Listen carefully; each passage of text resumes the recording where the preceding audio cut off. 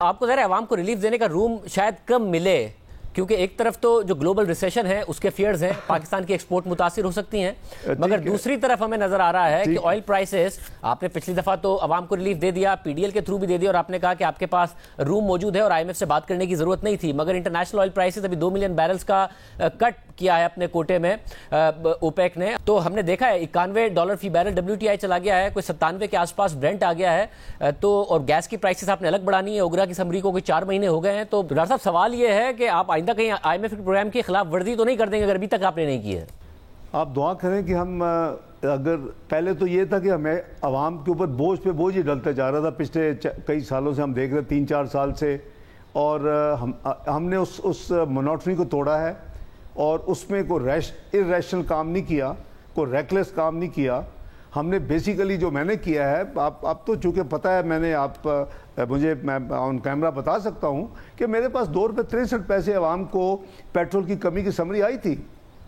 وہ میں سمجھتا ہوں کہ وہ عوام کے ساتھ زیادتی تھی،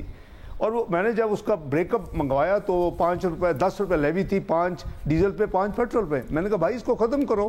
یہ اب $2.63 کی بجائے $12.63 سے لوگوں کو دو، ان کو کبھی تو ریلیف، کبھی تو ان کو ہم سکھ کا سانس دیں۔ انہوں نے مجھے یہی پوچھا جو آپ ابھی فرما رہے ہیں کہ جی مجھے پتہ ہے کہ بھئی اس کے کرنے سے جو ہمارا ریونیو لاس ہوگا پیٹرولیم ڈیویڈنڈ لیوی سے، وہ آبویسلی مجھے سیٹسفائی کرنا ہوگا آئی ایم ایف کو، تو اس کے میرے پاس 2-3 یعنی ہیں حل، اور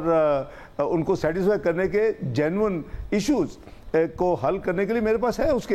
کے جوابات۔ ٹھیک ہے ڈاکٹر صاحب، آپ نے کہا کہ کوئی 7 ارب روپے آپ نکال سکتے ہیں، اور آپ نے جو کوارٹر کے آپ کی کا ریونیو ہے وہ بھی ٹارگٹ سے زیادہ ہے، مگر ایک اور مسئلہ ہے، آپ نے کہا سیلاب کے بعد عوام ویسے اتنا بھگت رہے ہیں، تو میں چاہتا تھا کہ ان کو ریلیف دیا جائے۔ اب ظاہر جس کی جتنی بڑی گاڑی ہے اس کو تو بڑا ریلیف مل گیا، اگر آپ نے سیلاب زدگان کو دینا تھا تو زیادہ بہتر نہیں تھا ٹارگٹ سبسڈی اور زیادہ دے دیتے، کیونکہ ہائی سپیڈ ڈیزل اور ہم نے دیکھا ہے پیٹرول کی جو کنزمپشن ہے اس میں ایئر آن ایئر 26% اور 22% کی کمی ہے، اس کا مطلب ہے اس کا امپورٹ پر بھی پریشر پڑتا ہے، تو غریب آدمی کو ڈائریکٹ سبسڈی دے دیں، کیونکہ جتنا امیر ہوتا ہے، جتنی بڑی گاڑی ہوتی ہے اس کو اور زیادہ سبسڈی مل جاتی ہے، اس کو اور زیادہ اس 7 ارب روپے کا فائدہ ہوگا۔ دیکھیں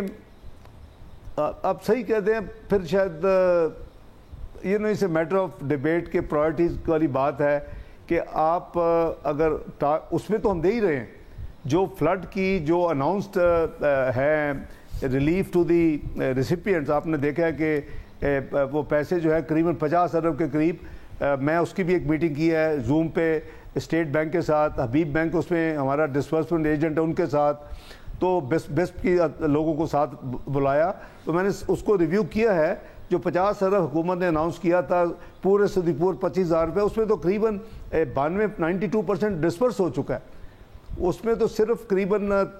5 بلین رہ گیا ہے۔ تو میرا خیال ہے کہ ہر ایک کا اپنی اپنی سوچ ہے، میرا خیال ہے کہ جی جتنا ہم نے اس کو انکریز کیا ہے، یہ 5-7 ارب ان کو اگر وہ ادھر دے دیتے تو چلیں، لیکن شاید اس سے لوگوں کو زیادہ خوشی، ایک نفسیاتی فیل گڈ فیکٹر ہے، وہ اب ایکسپیکٹ کر رہے ہیں کہ جی شکر ہے وہ جو ہر دفعہ ایک بری خبر سننے کو ملتی تھی وہ رک گئی ہے، اور یہ نہیں، ایسے نہیں، آرٹیفیشل نہیں روکی، میں نے آپ کو جیسے عرض کیا